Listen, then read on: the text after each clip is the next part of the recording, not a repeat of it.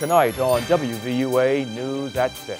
For nearly 3 decades, a young woman's murder has gone unsolved, and now Tuscaloosa's new cold case unit is investigating the crime. Plus, we look at where the investigation stands into the homicide of Northport teenager Scotty Cockrell nearly 6 years after he was found shot to death. You're watching Alabama's WVUA News at 6 with your award-winning news team, Lynn Brooks, Philip Coleman, weather with Richard Scott, and sports with Gary Harris. It's been more than 30 years since a woman's body was found in Tuscaloosa County. But now Tuscaloosa County authorities are uncovering new clues to help solve this murder mystery. WVUA's Jennifer Edwards has details in tonight's top story. A cold case that's over 3 decades old is officially back open.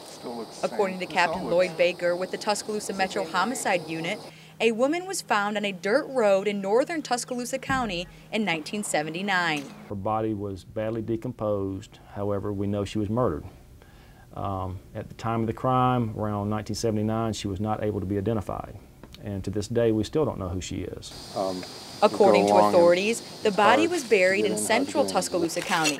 With help of recent database technology, the body is now being exhumed from its grave in hopes to find some answers. Databases have been greatly improved since 1979, DNA and other databases regarding trends of crimes, types of crimes, modus and so on, modus operandi, so on and so forth.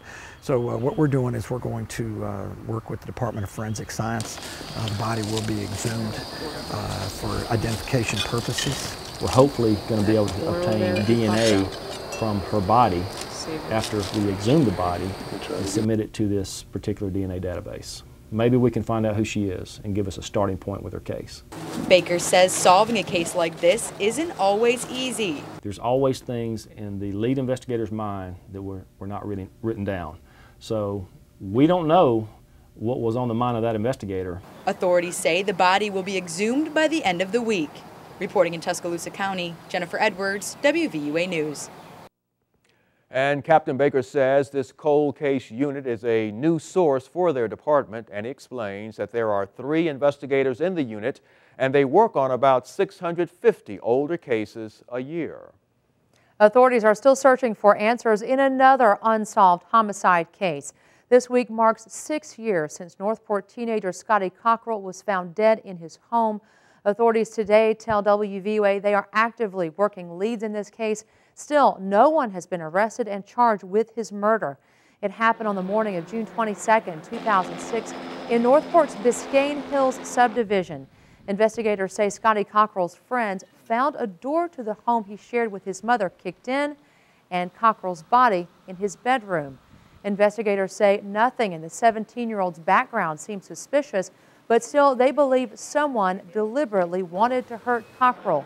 They also do not believe it was a burglary attempt gone wrong, and whatever happened, investigators say they still want information.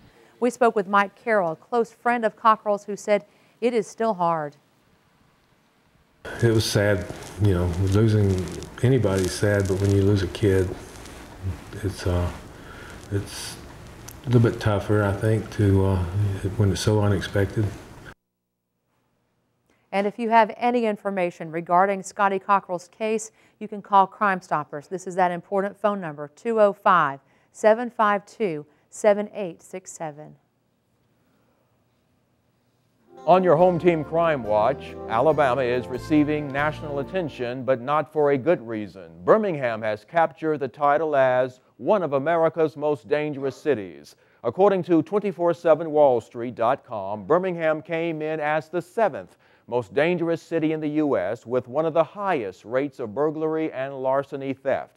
Now here's a look at other cities that made the top 10 list. Rounding out the top 5 are Memphis, Oakland, California, St. Louis, Detroit, Michigan, and coming in at number 1 is Flint, Michigan. But there is some good news. The FBI says in the year 2011, violent crime in America dropped by about 4%.